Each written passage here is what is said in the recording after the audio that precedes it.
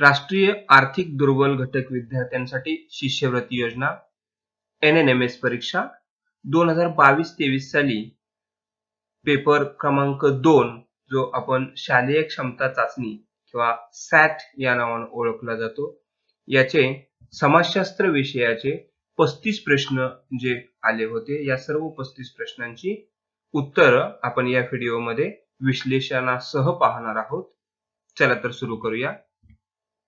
आपल्याला माहित आहे पहिले 35 प्रश्न हे विज्ञान विषयाचे असतात आणि 36 पासून 70 पर्यंत समाजशास्त्र विषय. प्रश्न क्रमांक 36 होता, इसवी सन 1756 साली बंगालच्या नवाबपदी कोण आले? सिराजुद्दौला, 2 मीर जाफर, 3 मीर कासिम की 4 शुजाउद्दौला. तर पहा, 1756 साली पहिल्यांदा बंगालच्या नवाबपदी सिराजुद्दौला हा आला होता.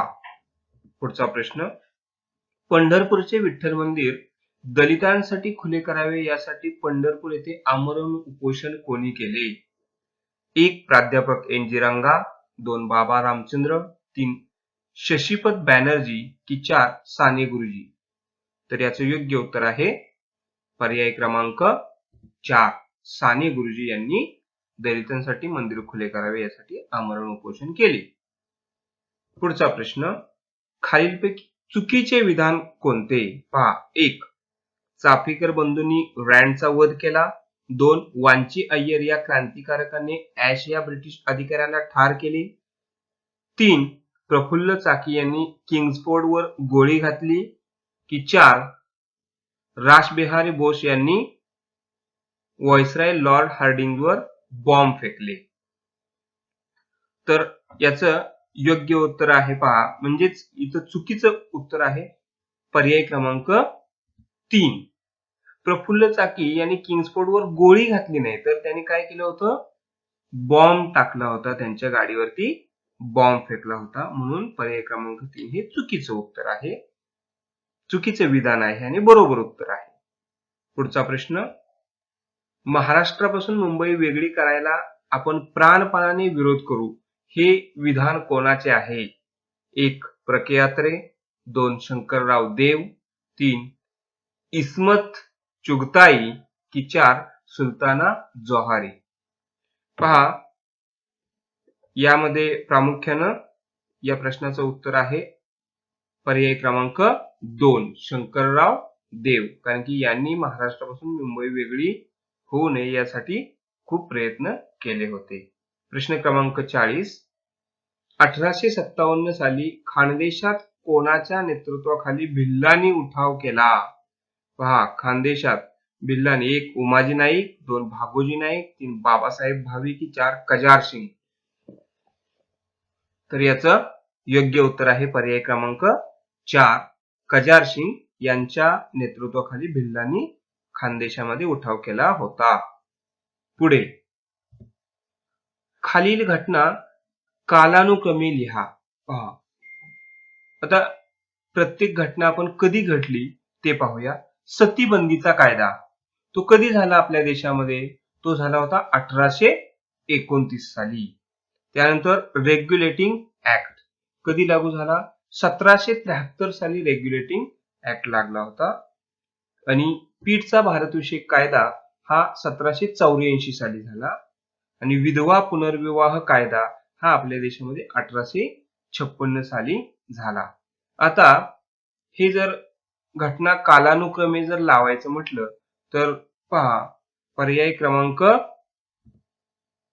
1 ब, क, अ आणि ड असा याचा योग्य क्रम होतो. पुढे पहा, बाजूच्या चित्रामध्ये दाखवलेली व्यक्ती कोणत्या घटनेशी निगडीत आहे त्याचा योग्य पर्याय लिहायचा आहे. आता घटना इथे 4 दिलेल्या आहेत बघा आपल्याला. 1 परमहंस सभेची स्थापना यांनी केली, 2 ब्राह्मो समाजाची स्थापना, 3 शतपत्रातून स्त्री पुरुष समानतेचा पुरस्कार केला की 4 सत्यशोधक समाजाची स्थापना. सर्वात महत्वाचं आपल्याला हा फोटो ओळखता आला पाहिजे. हा फोटो कोणाचा आहे? तर गोपाळ हरी देशमुख यांना आपण टोपण नावाने, कोणत्या टोपण नावाने ओळखायचो? तर ते इथं लोकहितवादी. आणि मग आपल्याला माहिती आहे की लोकहितवादी यांनी शतपत्रामधून स्त्री पुरुष समानतेचा पुरस्कार केलेला आहे. पुढे प्रश्न क्रमांक 43. सोलापूरच्या सत्याग्रहामध्ये आघाडीवर असलेले व ब्रिटिश सरकारने फाशी दिलेल्या क्रांतिकारकांची नावे दिली आहेत. त्यामधील चुकीचे नाव ओळखा. पहा, सोलापूरमध्ये 1 मल्लाप्पा धनशेट्टी, 2 शंकर शिवदारे, 3 श्रीकृष्ण सारडा की 4 कुर्बान हुसेन. तर आपल्याला माहित आहे की यामध्ये शंकर शिवदारे हे नाव नव्हतं, अन्यथा बाकीच्या तिघांना देखील फाशीची शिक्षा देण्यात आली होती. पुढे प्रश्न क्रमांक 44. त्रिमंत्री योजना भारतीय नेत्यांसमोर मांडणाऱ्या ब्रिटिश मंत्र्यांच्या शिष्टमंडळामध्ये खालीलपैकी कोणाचा समावेश नव्हता? पहा, 2024 साली सुद्धा हा प्रश्न आलेला आहे. पॅथिक लॉरेन्स, एव्ही अलेक्झांडर, स्टॅफर्ड क्रिप्स की लॉर्ड माउंटबॅटन. तर याचं योग्य उत्तर आहे पर्याय क्रमांक 4. लॉर्ड माउंटबॅटन हे या त्रिमंत्री योजनेमध्ये नव्हते. प्रश्न क्रमांक 45. महात्मा गांधींनी केलेल्या सत्याग्रहाचा योग्य क्रम लावा.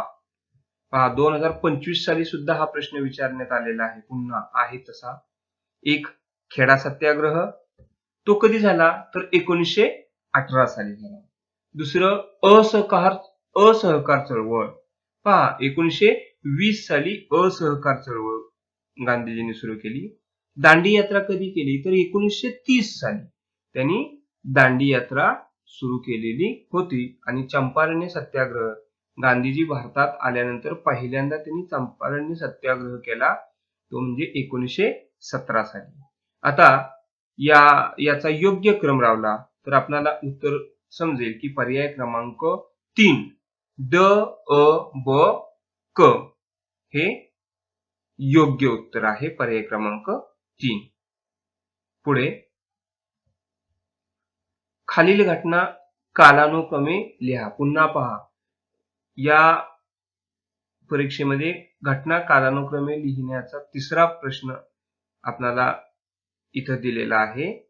पुणे करार, तो कधी झाला तर पुणे करार 1932 साली झाला होता. पेशावरचा सत्याग्रह, तर पेशावरचा सत्याग्रह हा 1930 साली झाला होता.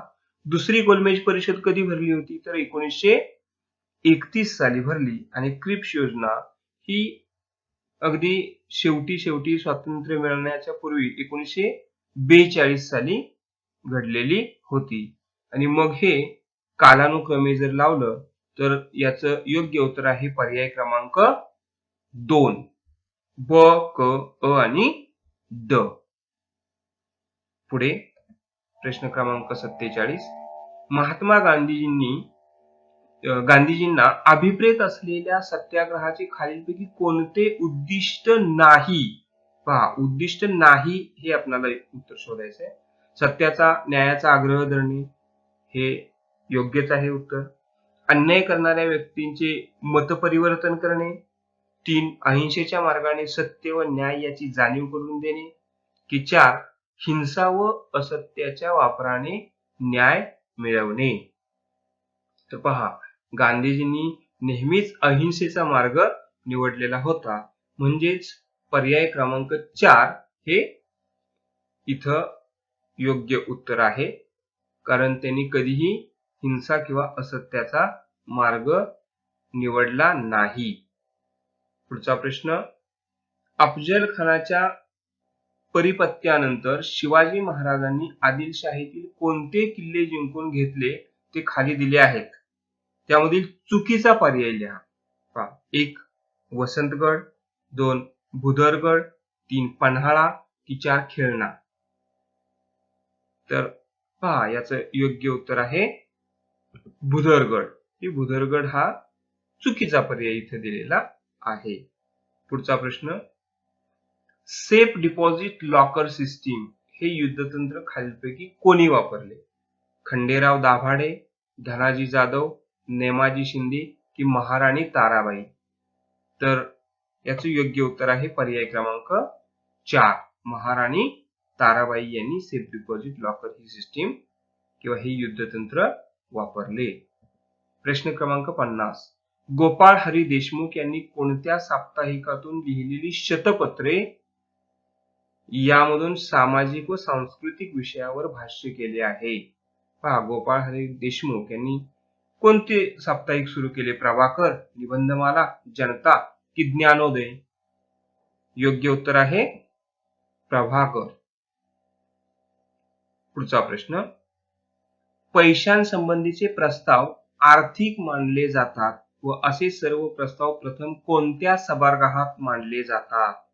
1 लोकसभा, 2 राज्यसभा, 3 विधान परिषद की स्थायी समिती? तर आपल्याला माहित आहे, आर्थिक कोणतंही जर विधेयक असेल तर ते पहिल्यांदा लोकसभेमध्ये मांडावं लागतं. प्रश्न क्रमांक 52. केंद्रीय मंत्रिमंडळाची संख्या लोकसभेच्या एकूण सदस्य संख्येच्या टिंबटिंब टक्क्यापेक्षा अधिक असणार नाही असे निश्चित करण्यात आले. पहा, 10, 15, 20 की 25? तर पहा, मंत्रिमंडळाची संख्या ही एकूण सदस्य संख्येच्या फक्त 15% असावी किंवा त्यापेक्षा अधिक असू नये असं निश्चित करण्यात आलेलं आहे. प्रश्न क्रमांक 53. मुंबई उच्च न्यायालय खालीलपैकी कोणत्या प्रदेशासाठी नाही? महाराष्ट्र, गोवा, दादरा नगर हवेली आणि अंदमान निकोबार बेटे? तर पहा, मुंबई उच्च न्यायालय हे महाराष्ट्रासाठी आहे, गोव्यासाठी आहे, दादरा नगर हवेलीसाठी सुद्धा आहे, म्हणजेच अंदमान निकोबार बेटे हे उत्तर आहे या प्रश्नाचं. इथं मुंबई उच्च न्यायालयाचं कामकाज चालत नाही. किंवा पुढचा प्रश्न. खालीलपैकी कोणता अधिकार राज्यपालांना नाही?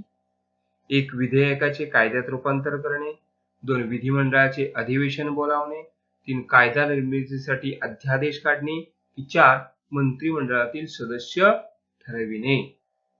तर पहा,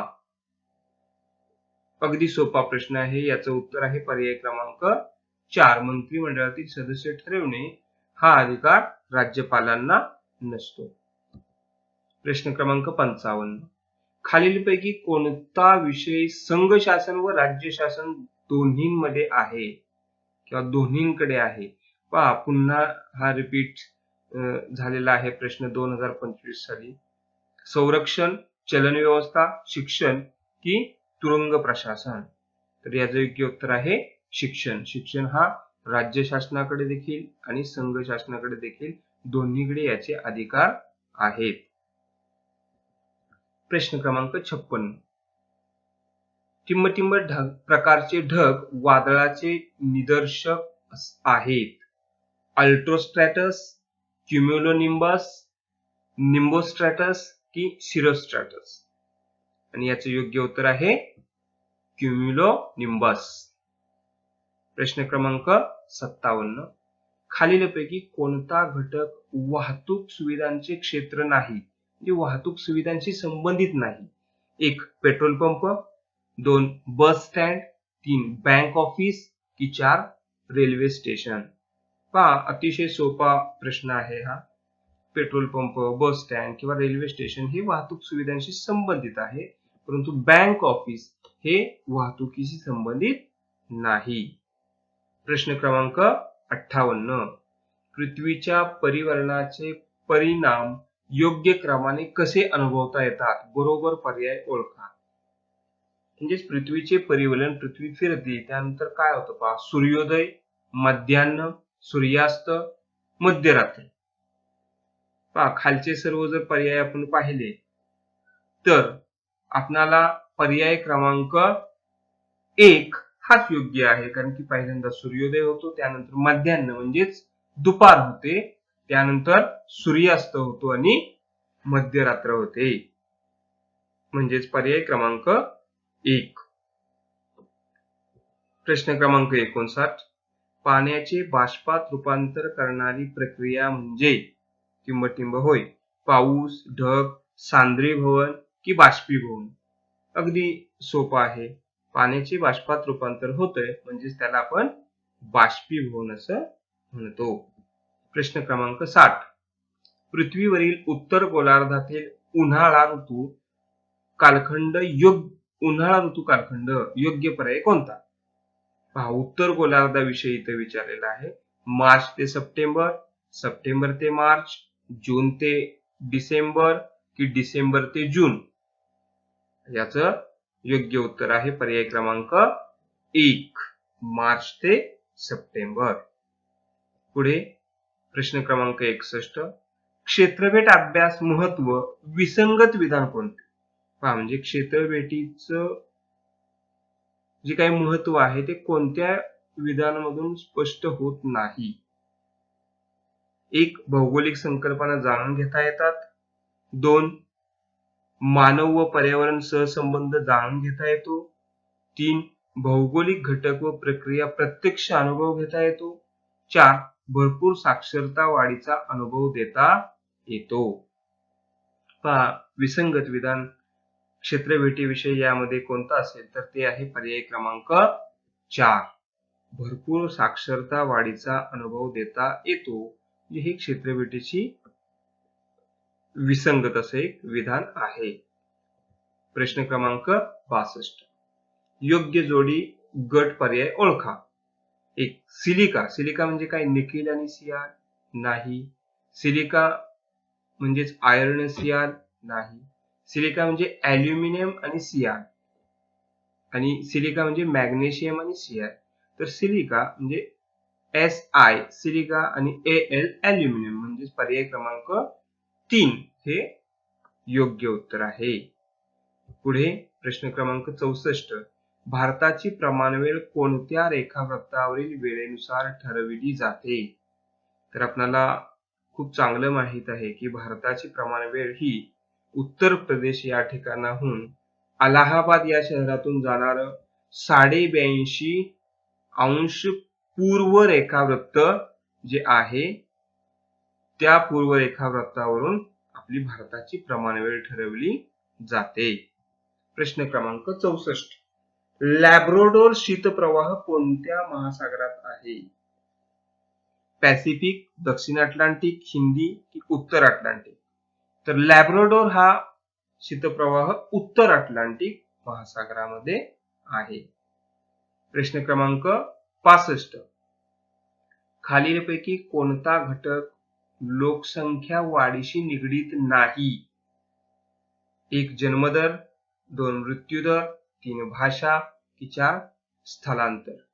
तर पहा, भाषेचा अजिबात इथं काही संबंध नाही, म्हणजे योग्य उत्तर आहे भाषा. हा लोकसंख्या वाढीशी निगडीत घटक नाही. प्रश्न क्रमांक 66, आलेखाचे निरीक्षण करून उत्तर लिहा. खालीलपैकी कोणत्या राज्यात लिंग गुणोत्तर सर्वात जास्त आहे? 1, छत्तीसगड, 2, केरळ, 3, महाराष्ट्र की 4, हरियाणा? तर पहा, याचं योग्य उत्तर आहे पर्याय क्रमांक 2, केरळ. केरळ या राज्यामध्ये लिंग गुणोत्तर प्रमाण हे सर्वात जास्त आहे. पुढचा प्रश्न 67, भूखंड मंचावर मोठ्या प्रमाणात मासेमारीस अनुकूलता असते. अयोग्य कारण ओळखा. पहा, योग्य नाही, आपल्याला अयोग्य कारण ओळखायचं आहे. 1, भूखंड मंच भाग उथळ असतो. 2, भूखंड मंच भागात सूर्यकिरणे तळापर्यंत पोहोचतात. 3, भूखंड मंच भाग खूप खोल असतो. की 4, भूखंड मंच भागात प्लवंग वनस्पती निर्मिती होते? तर पहा, याचं अयोग्य कारण आहे पर्याय क्रमांक 3, कारण की भूखंड मंच हा खोल नसतो, तो उथळ असतो. प्रश्न क्रमांक 68, खालीलपैकी बरोबर जोडी पर्याय ओळखा. गवताळ प्रदेश आणि खंड याच्या या जोड्या दिलेल्या आहेत. 1, पंपास, दक्षिण अमेरिका. 2, व्हेल्ट, उत्तर अमेरिका. 3, डाउन्स, आफ्रिका की 4, प्रेयरी, ऑस्ट्रेलिया? तर पहा, याचं योग्य उत्तर आहे पर्याय क्रमांक पंपास हा दक्षिण अमेरिका या खंडामध्ये आढळणारा गवताळ प्रदेश आहे. पुढे प्रश्न क्रमांक 69. गटात न बसणारा घटक ओळखा. नकाशामध्ये प्रमाण व्यक्त करण्याचे प्रकार 3 आहेत. कोणकोणते आहेत? शब्द प्रमाण, अंक प्रमाण, रेषा प्रमाण आणि शेवटचं आहे चित्र प्रमाण. तर चित्र प्रमाण असा काही प्रकार नसतो, म्हणजे पहिले 3 पर्याय योग्य आहेत. म्हणजेच पर्याय क्रमांक 4 हे गटात न बसणारा शब्द आहे आणि हे उत्तर आहे. आणि सर्वात शेवटचा प्रश्न, विद्यार्थी मित्र हो, या प्रश्नाचं उत्तर पाहण्यापूर्वी तुम्ही जर या चॅनलवर नवीन असाल तर या चॅनलला सबस्क्राईब करा, जेणेकरून तुम्हाला नवीन नवीन व्हिडिओ त्याची नोटिफिकेशन भेटून जाईल. हा व्हिडिओ आपल्या मित्रांशी शेअर करा. शेवटचा प्रश्न आहे, खालील नकाशा आकृतीत कोळसा क्षेत्र कोणते अक्षर दर्शविते? पहा इथं दिलेलं आहे कोळसा, आणि कोळशाशी संबंधित अक्षर कोणतं आहे पहा, ए, बी, सी का डी? तर योग्य उत्तर आहे पर्याय क्रमांक 2 बी. अशा प्रकारे आपण 2022-23 साली जी NNMS परीक्षा झाली त्यामध्ये समाजशास्त्र विषयाचे जे काही प्रश्न आले होते, या सर्व 35 प्रश्नांचे स्पष्टीकरण आणि उत्तर आपण पाहिलेली आहेत.